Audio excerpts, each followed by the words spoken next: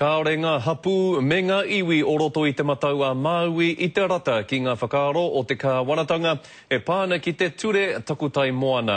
Hei tā rātou, kāri I te paku rerekē ake ngā whakaaro o tēnei kāwanatanga I e rā ōreipa I te tau 2004.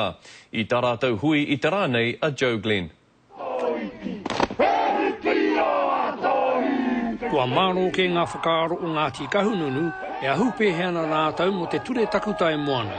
Nā te whakaaro te kāwanatanga tau awa, kone ki kai kone tunu mātou e kōhete, nā wawa te hihi ana ki tātou, kia noho te mana o ngā takutai moana Ngāti Kahungunu, ki roto ki tunu tātou o te iwi nei.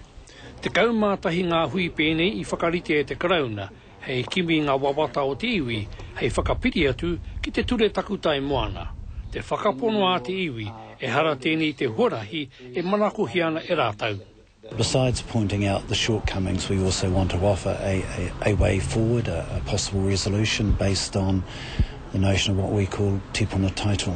Ko te tuarima tēnei o ngā hui takutai moana āmotu, ko tae a tinana mai te minita mo ngā take Tritia Chris Finlayson, hei tāna ki te āta whakarongo ki ngā wawata a te iwi e pāna ki tēnei ture.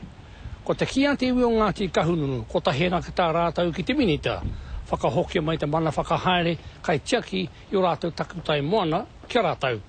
Ka honori te oati, te whakaro, a tukuiho mai o tātou tipuna. I hangai e te kāwanatanga o reipa te ture takutai moana I te tau 2004.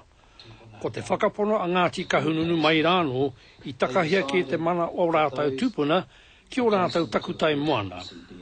I te awangawanga I tēnei wā nā te mirunga ake nei au ki te kōrero ia mana ki a mātou nei. Mō ngā ture o te kāwanatanga e tāmi ani I tō mātou nei tikanga.